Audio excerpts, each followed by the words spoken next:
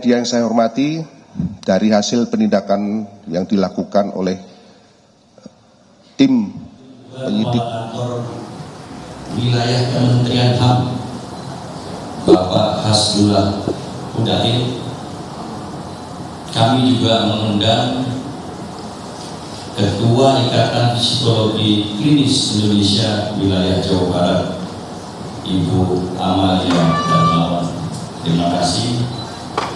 Rekan-rekan media sekalian, izinkan saya atas nama Kepolisian Daerah Jawa Barat menyampaikan kedukaan, rasa duka yang mendalam dan keprihatinan atas peristiwa ini yang terjadi di wilayah Jawa Barat.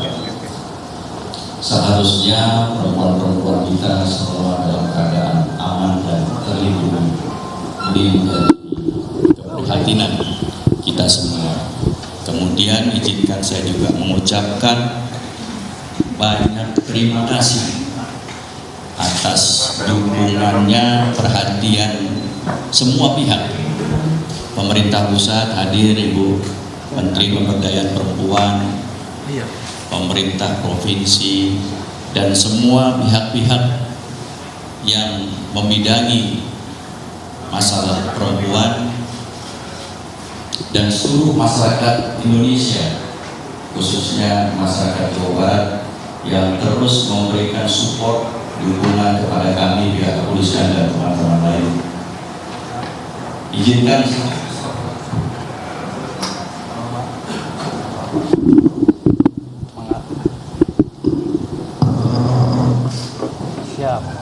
mohon maaf,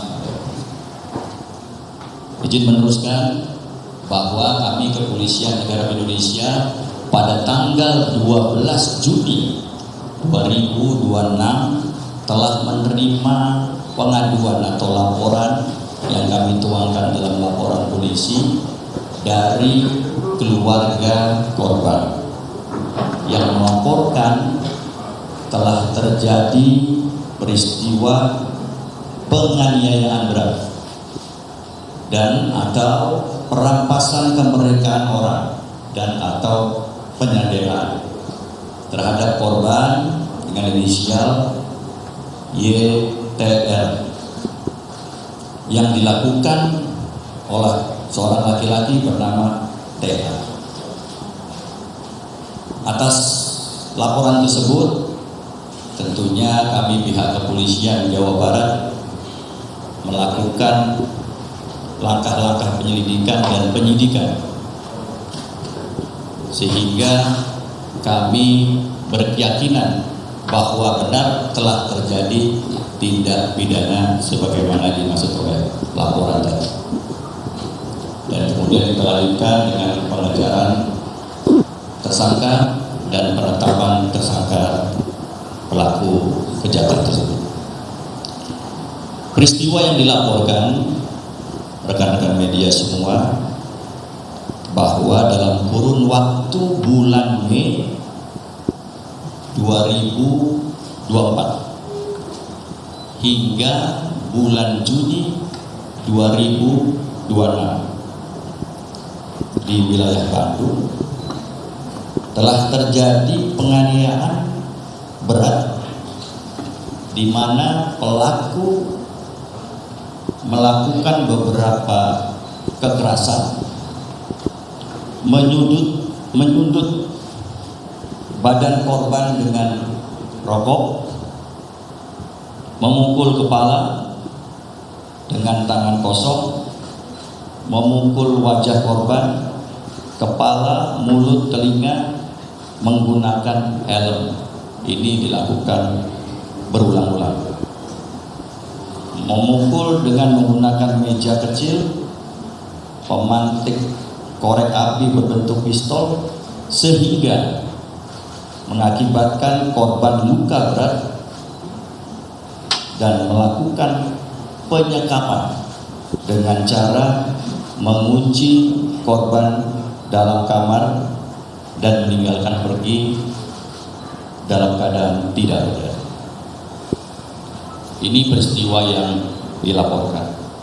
Selanjutnya saya ingin menceritakan sebagai informasi buat seluruhnya. Peristiwa ini diawali tahun 2024. Korban ini bekerja di sebuah perusahaan nabati di Pastur, Bandung.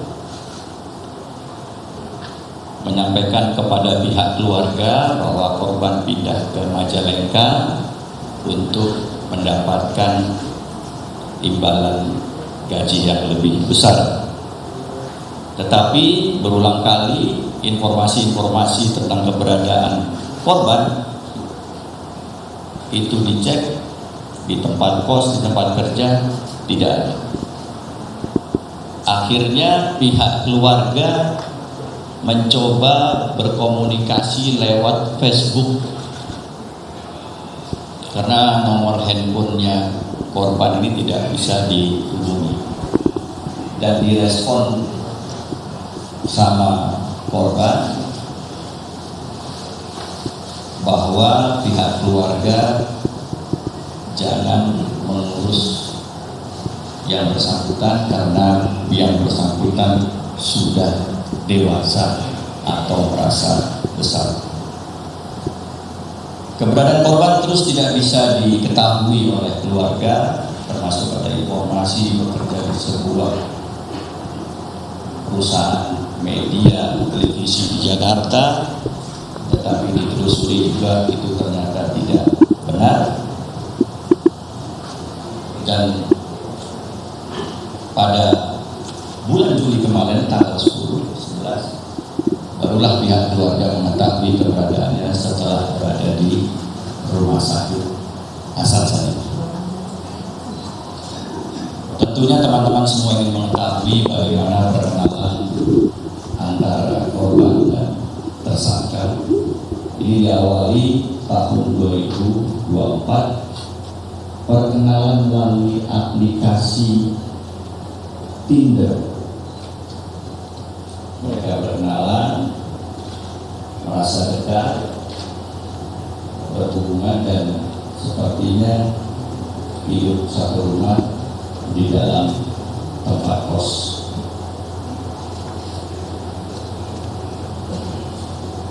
Terjadilah perpindahan tempat ketika mereka menjalani hubungan dari Mei 2024 sampai ke 2026 bulan Juni. Berdasarkan informasi yang kami temukan itu ada 4 lokasi tempat tinggal mereka, dan tentunya sudah kami lakukan olah TKP. Saya ingin juga menjelaskan bagaimana peristiwa ini bisa terkuak atau diketahui oleh kita semua. Berawal pada hari Rabu tanggal 10 Juni 2026, pelaku tersangka minta kepada seseorang penjaga kos terakhir untuk mengantarkan korban ke RSUD Ujung Berung. Namun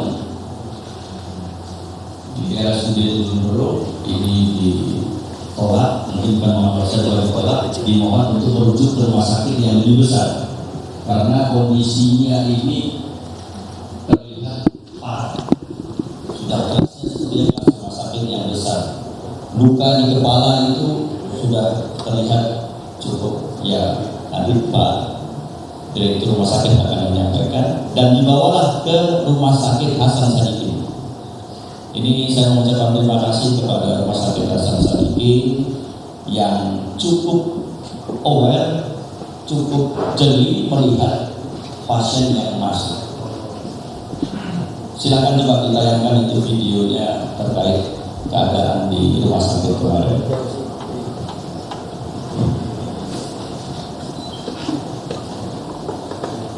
Video terlihat dari video, dari CCTV, mohon maaf ya, bahwa korban dengan menggunakan topi putih dini hari mengantarkan pelaku dengan topi putih mengantarkan korban ditemani satu saksi dari penjaga rumah. Seperti biasa prosedur mungkin Pak Satpam dan segala macam, dan dilakukan pemeriksaan awal di UGD. Ini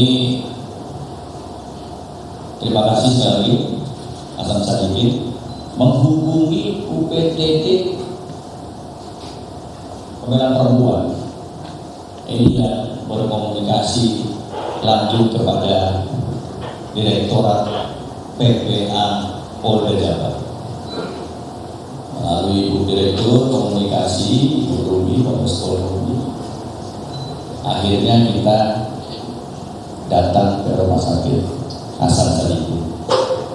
Inilah awalnya terungkapnya peristiwa yang menyedihkan. Proses selanjutnya adalah pembuatan laporan polisi yang sudah sampaikan tadi, dan terlihat di tayangan CCTV dari video tadi, tersangka meninggalkan korban dan pergi ke luar.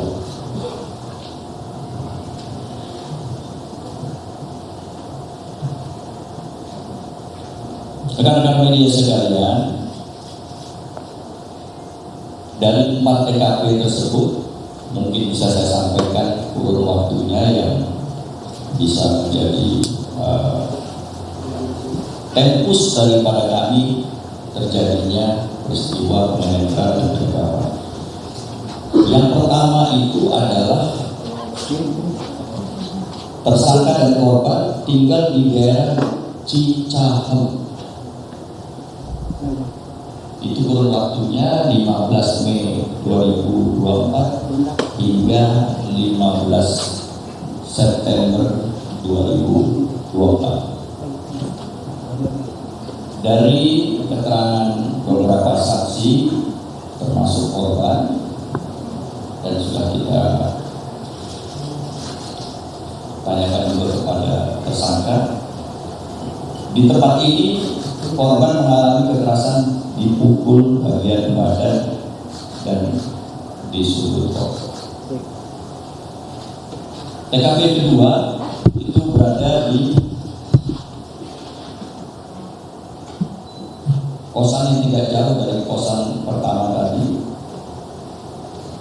Kurun waktunya September 2024 hingga Januari 2025. Tapi di tempat kos ini terjadi percekcokan antara penghuni tempat kos sehingga mereka semuanya diusir. Nah, di TKP kedua ini terjadilah pemukulan terhadap mata kiri dengan besi. Itu yang menyebabkan, nanti kalau saya nanti tanyakan sama kepala Direktur Rumah Sakit yang sekarang ini dikabarkan tidak bisa melihat. Di TKP ketiga itu bulan Februari 2025 sampai Desember 2025 di Kecamatan Cilengkrang, Desa Ciporea, Kampung Ciwaru, Kabupaten Bandung, di kamar nomor 1. Sehingga korban, menurut keterangan korban di TKP ini, tadi TKP kedua mata kiri, di TKP ketiga ini mata kanan, dipukul menggunakan helm dan korban sudah mulai tidak bisa melihat lagi melalui dua matanya. Ini juga melalui kekerasan di lutut, ditebas dengan benda tajam sehingga korban sulit berjalan. Di TKP keempat, nah ini yang terjadi pada kurun waktu Januari 2026 hingga Juni 2026. Tersangka dan korban menyewa atau kos di Belamat di Gang Masjid Cijambe, Desa Cinunuk, Kecamatan Cileunyi, Kabupaten TKP terakhir yang tanggal 10 tadi dibawa ke rumah sakit asal itu. Rekan-rekan media sekalian, kalau dilihat dari peristiwanya dan perbuatannya tersangka, ini termasuk sesuatu yang tidak wajar, sadis, kekerasan yang kita tutup bersama. Untuk itu kami Polda Jabar semaksimal mungkin akan mempersangkakan tersangka dengan pasal yang seberat-beratnya. Ini mohon dukungan semuanya supaya kekerasan yang dilakukan oleh tersangka ini mendapat hukuman yang setimpal. Di antaranya kami hasil gelar perkara, beberapa keterangan saksi, keterangan korban dan lain-lainnya, koordinasi juga dengan Kejati, Kejaksaan Tinggi Jawa Barat. Yang pertama adalah pasal 446 ayat 2 KUHP.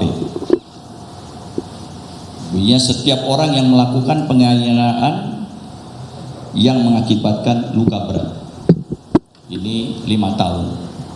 Kita lapis dengan pasal yang lain yang lebih berat, pasal 451 tentang penyanderaan. Ini ancaman hukumannya paling lama 12 tahun.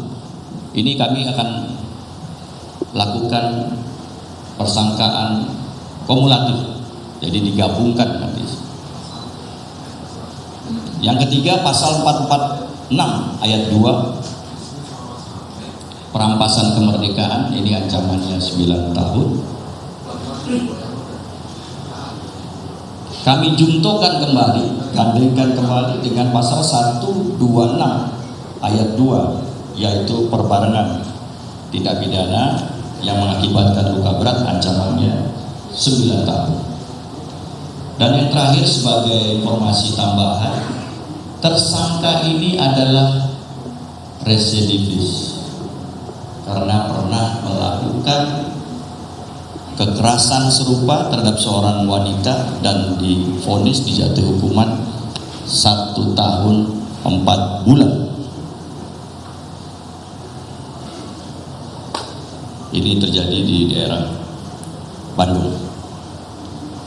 Rekan-rekan sekalian, selanjutnya saya ingin menyampaikan modus operandinya.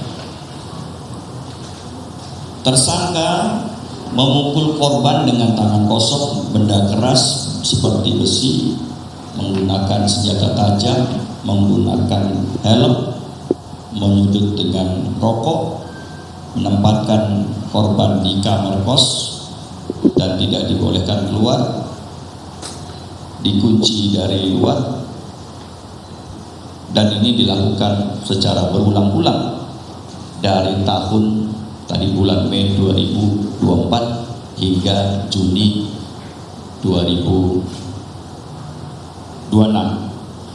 Dilakukan karena kekesalan, kecemburuan terhadap korban.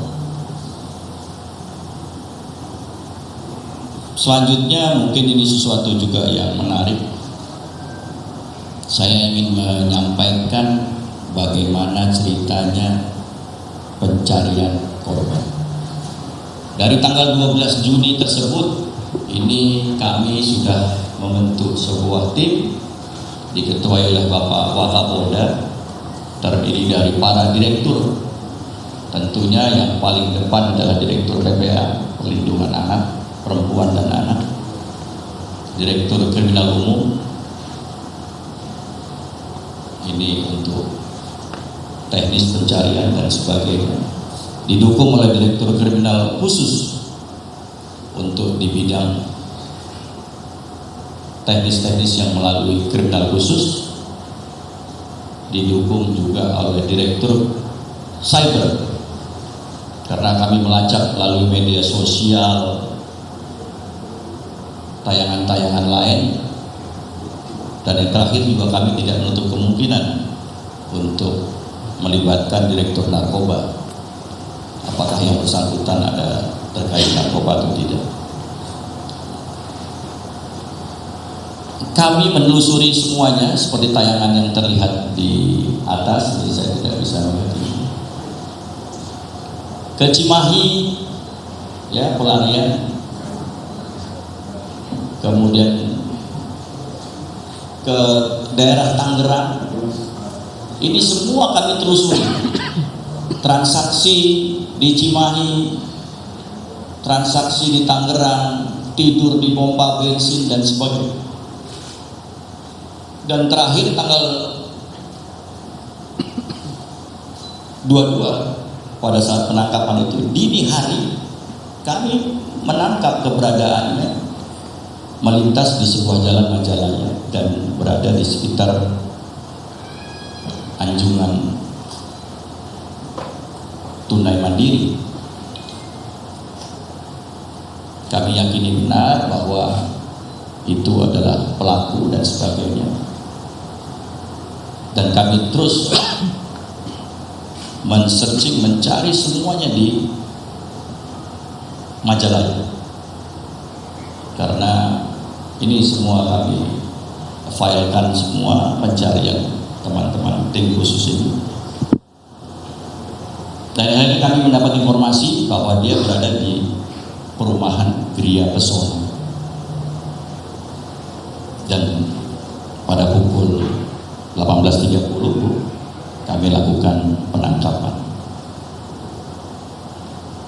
Dan langsung kami bawa ke Polda Jabar sebagaimana pernah saya memberikan keterangan pers juga pada malam tersebut.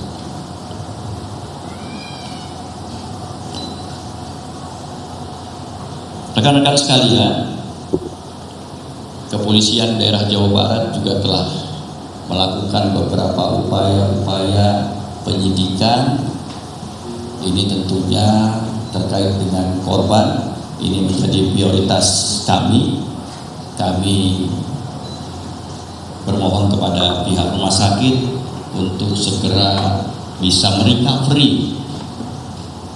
Kami bermohon kepada pemerintah provinsi juga begitu, supaya ini menjadi tanggung jawab kita untuk kita bisa kembalikan kondisinya pulih.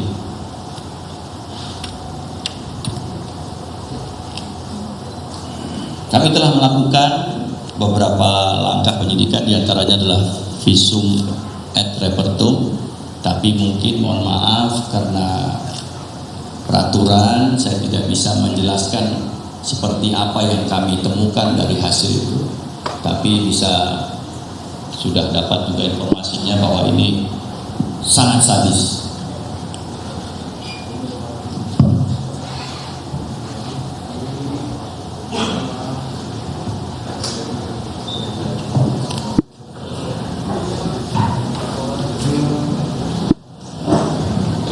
Selamat datang Pak Gubernur. Mungkin bisa saya teruskan kembali. Tidak itu saja, kami juga langsung menghubungi LPSK hadir di sini untuk minta pengawasan korban supaya korban ini tetap terjaga. Nanti LPSK silahkan untuk menceritakan kenapa. Kemudian kami juga menghubungi Ikatan Psikologi Klinis. Kebetulan kami juga mempunyai salah satu ahli psikologinya di sini dan anggota daripada ibu. Ini untuk melakukan pendampingan, termasuk kita memeriksa, mendatangkan psikiatri untuk memeriksa tersangka.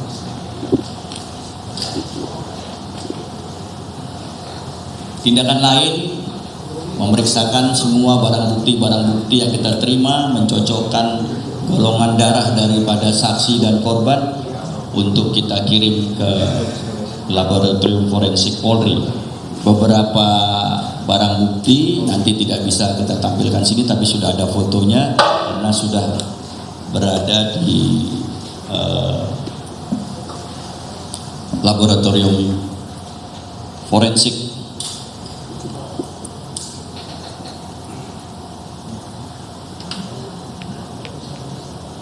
Bapak Ibu sekalian, selanjutnya nanti juga bisa lihat langsung ada beberapa barang bukti, ada kartu keluarga yang mungkin tidak bisa juga kami tunjukkan, kemudian beberapa foto, beberapa juga ada foto kebersamaan tersangka dan pelaku pada peristiwa. Ada jaket hoodie yang tadi kita lihat di tayangan CCTV tadi, itu juga sudah kita amankan. Helm yang digunakan untuk memukul muka dan kepala, itu juga sudah kita amankan. Awalnya helm ini berwarna merah, kemudian sama tersangka dirubah menjadi warna hitam. Informasi tambahan ini saya menceritakan, tim ini selalu melaporkan kepada kami, ya banyak faktor-faktor kesulitan ketika kita mencari tersangka. Tersangka ini berlatarkan pekerjaan seorang debt collector di sebuah perusahaan. Sepertinya punya pengalaman yang cukup bagaimana mengejar debt collector sehingga dia bisa juga mengelabui kita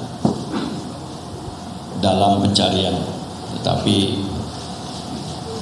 kemanapun kita cari dan berkat dukungan masyarakat semua dan bantuan Allah Subhanahu wa Ta'ala, kita dapat menemukan yang bersangkutan. Untuk beberapa barang bukti nanti bisa langsung dilihat dan semuanya di situ disajikan, di display juga. Itu mungkin informasi yang saya dapat sampaikan tentang kronologis, modus, dan apa yang kita persangkakan, barang bukti dan lain sebagainya. Selanjutnya telah hadir bersama kita beberapa pejabat dari Menteri Bapak Gubernur. Kami berikan waktu untuk menyampaikan statement kepada pihak media. Kita mulai dengan Ibu Menteri. Silakan Bu.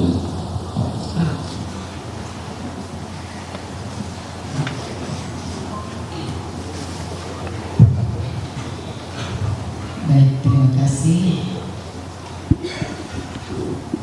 Assalamualaikum warahmatullahi wabarakatuh.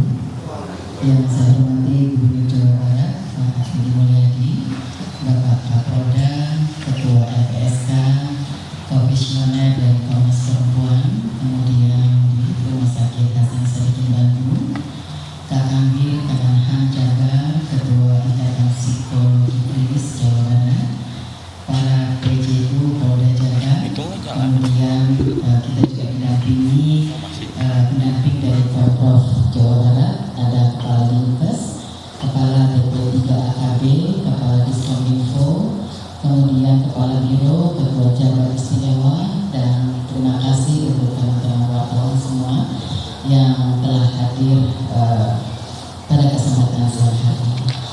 Saya agak terganggu sedikit emosi melihat pelaku yang hadir di hadapan saya.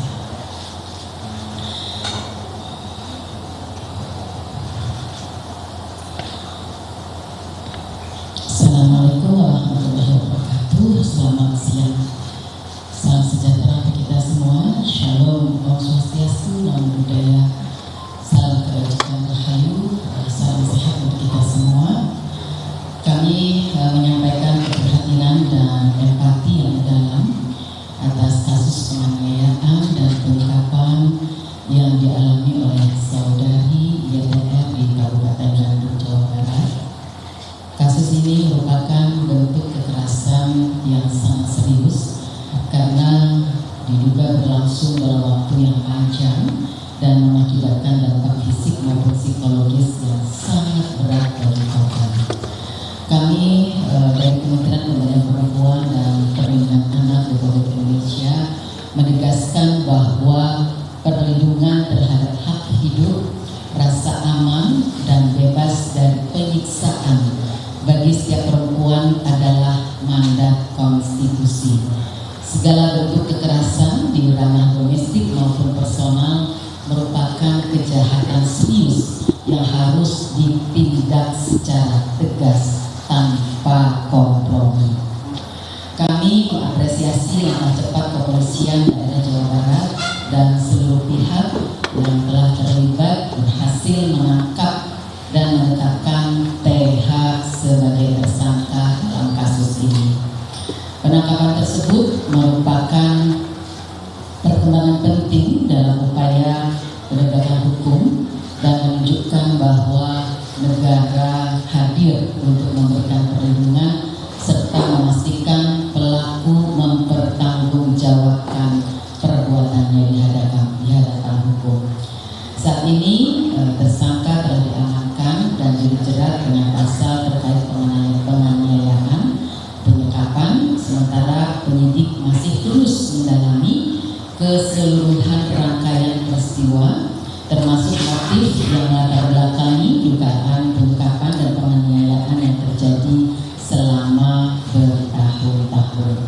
Hingga saat ini aparat penegak hukum masih melakukan pendalaman dan sinkronisasi berbagai keterangan serta alat bukti untuk mengungkap motif secara utuh. Bagi Kementerian Pemberdayaan Perempuan dan Perlindungan Anak, penangkapan pelaku bukanlah akhir dari proses penanganan kasus ini. Fokus utama kami saat ini adalah memastikan korban memperoleh perlindungan, layanan kesehatan, pemulihan psikologis, pendampingan sosial, serta pendampingan hukum secara menyeluruh dan berkelanjutan. Kami memahami bahwa dampak yang dialami korban bukan hanya luka fisik, tetapi juga trauma psikologis yang kompleks. Oleh karena itu, pemulihan korban tidak dapat dilakukan secara singkat. Korban membutuhkan pendampingan yang berkelanjutan dengan pendekatan yang berpusat pada korban yang menghormati kebutuhan, kondisi, dan pilihan korban dalam setiap tahapan pemulihan. Sejak kasus ini terungkap, Kementerian Pemberdayaan Perempuan dan Perlindungan Anak terus berkoordinasi dengan pemerintah daerah, UPTD PPA, rumah sakit, tenaga kesehatan, pekerja sosial, psikolog, aparat penegak hukum, serta berbagai lembaga layanan terkait untuk memastikan seluruh kebutuhan korban dapat terpenuhi. Kami juga terus memantau perkembangan kondisi korban dan memastikan pelayanan yang diberikan berjalan sesuai dengan kepentingan terbaik korban.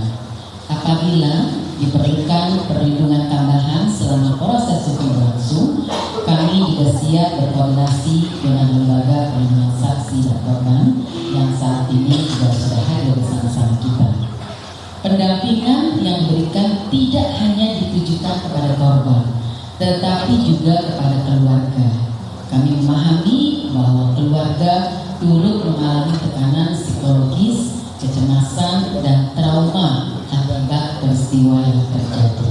Karena itu, dukungan psikososial kepada keluarga juga menjadi bagian penting dalam proses pemulihan korban agar korban memiliki lingkungan yang aman, suportif, dan mampu mendukung proses pemulihan secara optimal. Kasus ini juga menjadi pengingat bagi kita semua bahwa kekerasan dalam hubungan personal seringkali tidak dimulai dari tindakan yang ekstrim. Banyak kasus berawal dari perilaku yang dianggap sebagai bentuk perhatian atau kasih sayang, seperti cemburu berlebihan, mengontrol komunikasi pasangan, membatasi pergaulan, mengisolasi korban dari keluarga dan teman, hingga ancaman emosional. Ketika perilaku tersebut dinormalisasi dan tidak dikenali sejak awal, kekerasan dapat berkembang menjadi bentuk pengendalian yang semakin berat dan membahayakan keselamatan korban. Karena itu, Kementerian Pemberdayaan Perempuan dan Perlindungan Anak terus memperkuat upaya pencegahan melalui edukasi mengenai relasi yang sehat, kesetaraan gender, penghormatan terhadap hak asasi manusia, serta mengenal tanda-tanda awal kekerasan dalam hubungan. Kami juga terus memperkuat layanan Sapa 129, UPTD PPK di daerah, serta berbagai mekanisme layanan perlindungan yang dapat diakses masyarakat. Kami mengajak seluruh masyarakat untuk tidak menghakimi korban dan tidak menyebarluaskan